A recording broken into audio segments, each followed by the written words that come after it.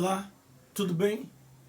Que a graça do nosso Senhor Jesus Cristo seja o motivo de, mais uma vez, nós nos encontrar para uma reflexão. Uma reflexão. E uma reflexão é tão bom que você mostra que você está sempre avivado.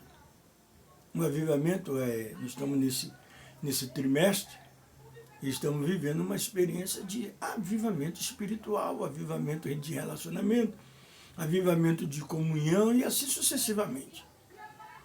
E uma coisa que me chama a atenção aqui, uma palavra que Pedro disse. Pedro, o apóstolo, na sua primeira epístola, o capítulo de número 4 e o versículo de número: que nenhum de vós padeça como homicida, ou ladrão, ou malfeitor, ou como que se intromete em negócios alheios. Poxa, se fizermos uma soma, a quantidade de anos,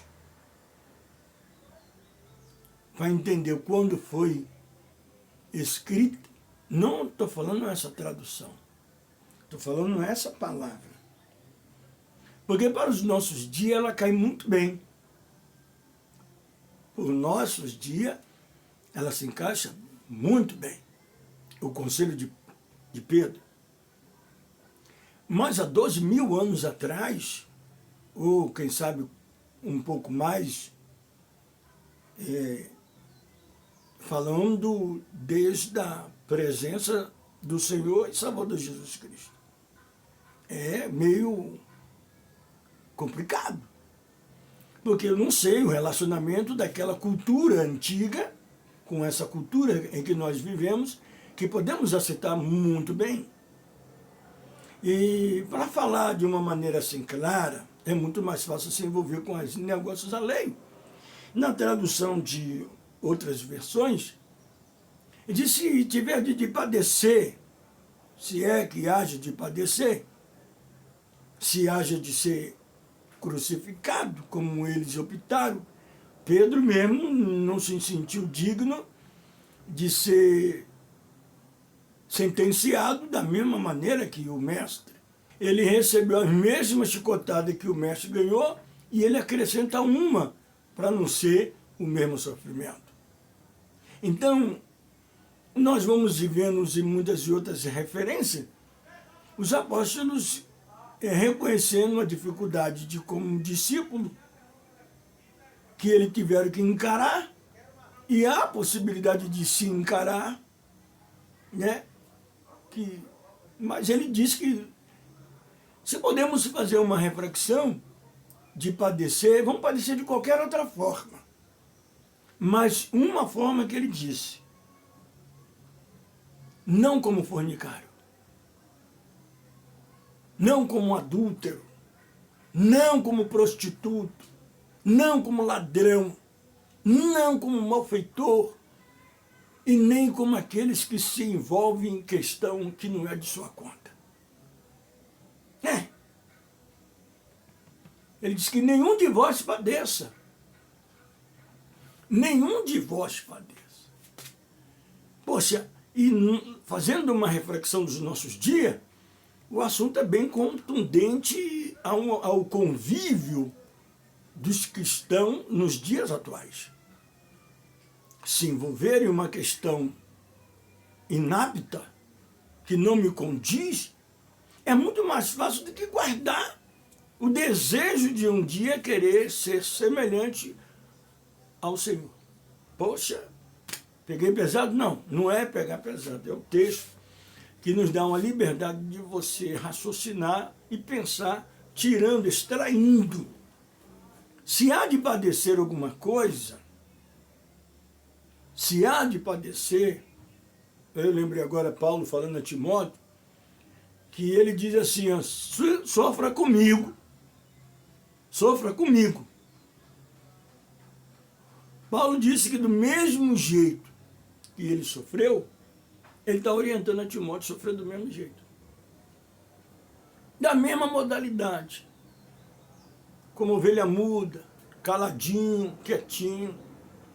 O que ele aprendeu também do Senhor Jesus. Que como ovelha muda, seria levado Mas ninguém quer.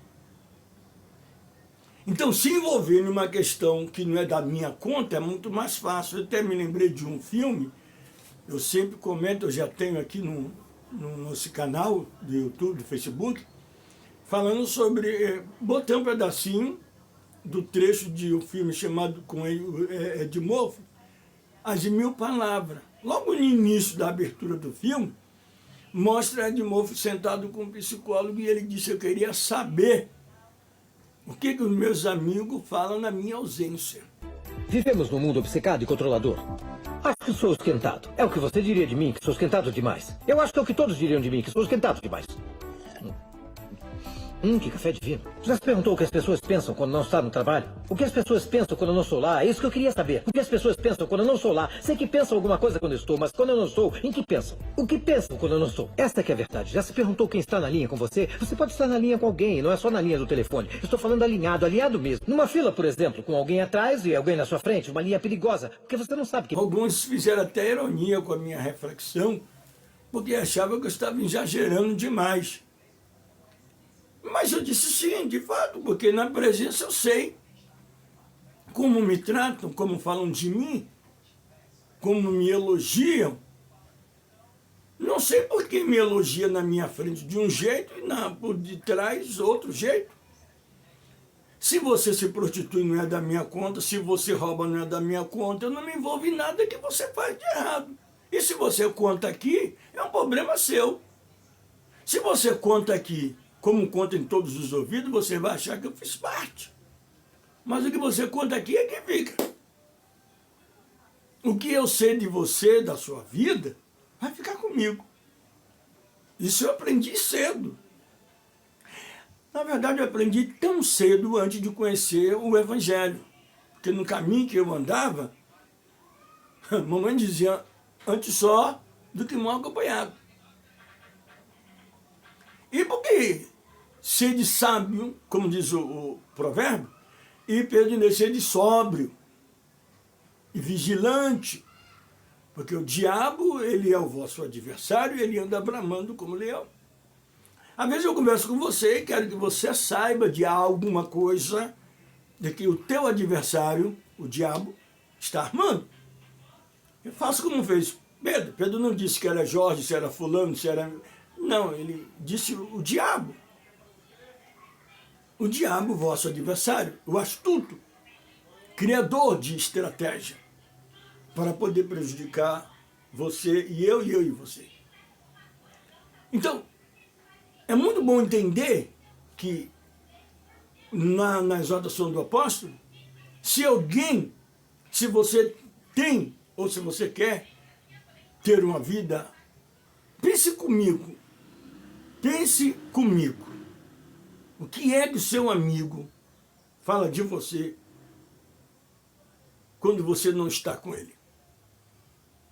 E quando você chega num grupo de vários amigos, chega numa reunião, que está todo mundo já ali, quando a sua presença chega, você percebe, isso vai sair. A recíproca não é verdadeira, a recíproca tem aquelas inversões de valores. E você precisa entender que o que você lê na Bíblia são lições que levaram homens e mulheres a ser o que muitos, na verdade, não querem ser. Nesse ponto de vista, nessa atitude, nesse caráter, nós estamos agora demonstrados. Você lembra que Tiago escrevendo, Tiago entre os discípulos, ele tinha até um apelido chamado de o justo, Tiago.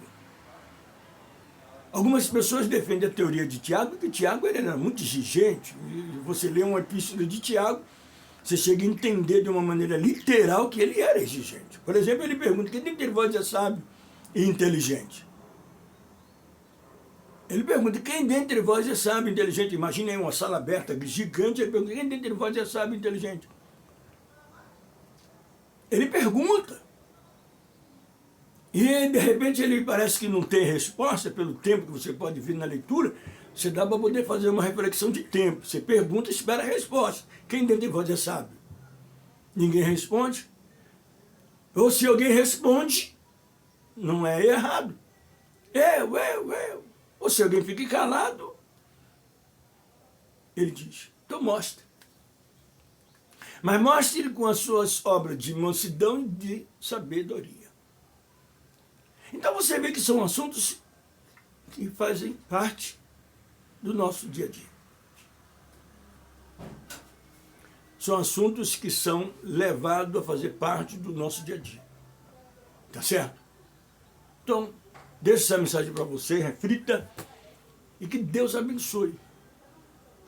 Não importa se você aceita ou não aceita, o que importa é que, na verdade, você tenha a sua conduta. E eu vou sempre dar graças a Deus por mínimos dos detalhes que você apresenta para mim. Não é para você, você está sendo reprovado. Aqui eu te reprovo.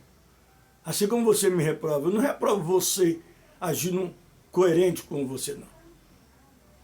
Conjugando o verbo de estar junto, fazendo, não.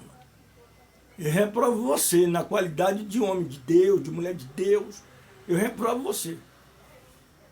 Não vou deixar ninguém saber, não, mas eu reprovo você. Você é reprovado.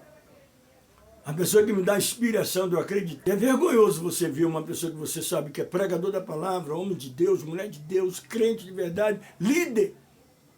E você sabendo que por detrás você ouve que ele amassa o alho para fazer o tempero da sua conversa, do seu relacionamento, do seu disse-me-disse, do seu leve-traz, essa coisa. Então, a transparência para quem está em Cristo Jesus é uma coisa extraordinária. Quem está em Cristo é uma nova criatura, as coisas velhas se passaram. E se você dá fruto que não está em Cristo, não tem problema comigo. A árvore boa não pode dar maus frutos. E a árvore ruim não pode dar frutos bons. Jesus falou isso e é evidente. Está vendo que as ideias de 2000 anos atrás é viva? A palavra de Deus é viva. A árvore boa não pode dar maus frutos. E a árvore ruim não pode dar fruto bom. Agora examine você que tipo de árvore você é. Desde que você era no passado, como dizia não ter Cristo, que se dizia ser endemoniado, cafajeste, ficava envolvido na vida alheias, falando mal um de outro, está em Cristo como uma nova criatura, é uma capa? Isso é uma capa? Você agora fazer o que você acha que deve fazer, da maneira como você quer fazer, continuando do mesmo jeito? Não, nada, nina. Para.